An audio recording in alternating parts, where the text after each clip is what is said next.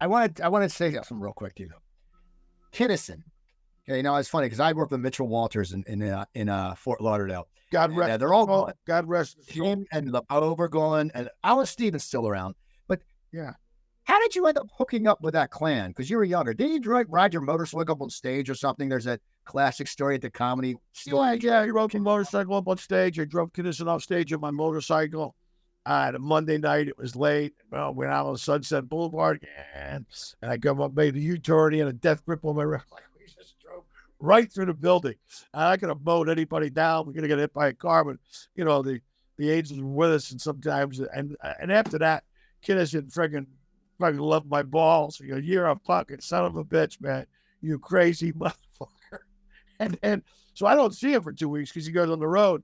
And I go backstage at the Comedy Store. I hear, Jimmy Schubert, get over here, you crazy motherfucker. And it's Kinison. And he's standing with Lorraine Newman and Randy Quaid from Saturday Night Live. Because Sam had started getting that, that kind of following of these celebrities that would come in and watch him. And he told them the story. And I didn't realize how cool it was until I heard him tell it, which was fucking awesome. But, then I kind of got the arm pat end. He's a friend of ours. He's not a friend of mine. He's a friend of ours.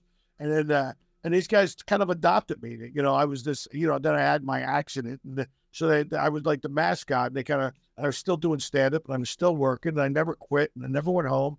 And I still kept working at all my goals and my dreams. I almost lost my leg. That was a later accident that happened later on. But I kept going. I kept going for it. I thought it was a test in life. And if I ever got tested, this was certainly a test too. How bad do you want what you want in your life? And so I wasn't going to give up. I wasn't going to quit. I wasn't fucking going anywhere. And I continued to work on it. And that I think a lot of people just respected that resilience and that grit. I think they call it that grit and that chutzpah where, you could have gone home. I wanted to go home, but I just kept going. And I had friends, my buddy Noodles Levenstein, let me crash on his couch. And another friend of mine, Kevin West, who was king of the commercials back then.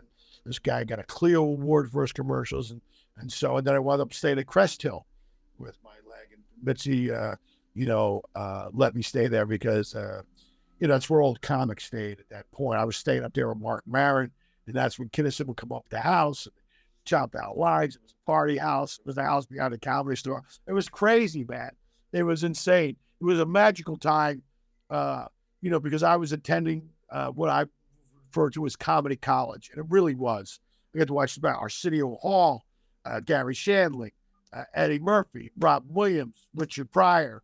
These guys come in, and you got to see these guys every night. Pryor would come in, you watch him go 5 minutes into an hour. You got the Carlin would come in, do shows there. It was magnificent. And you got to have a front row seat for all that. And I studied it. I would sit back there and just study it.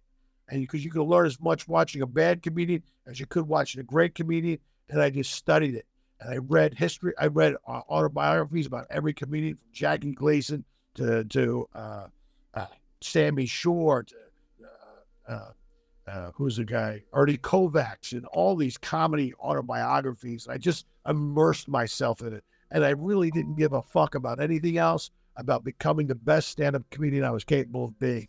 And so I work on it. I ate it. I breathed it. I slept it. And I hung out with a bunch of fucking crazy people while I was doing it. And I enjoyed the fuck out of it. And it was a magical time. And it's more magical now that I look back on it and go, man, that was a once-in-a-lifetime kind of thing. And I didn't realize how lucky I was at the time, but I certainly do now. And I got to go on stage. There's a picture of me with Rob Williams and Sam Kinison on stage in the original room, and we're improvising. I just had balls, and I wasn't scared of nothing. Coop's Comedy Corner.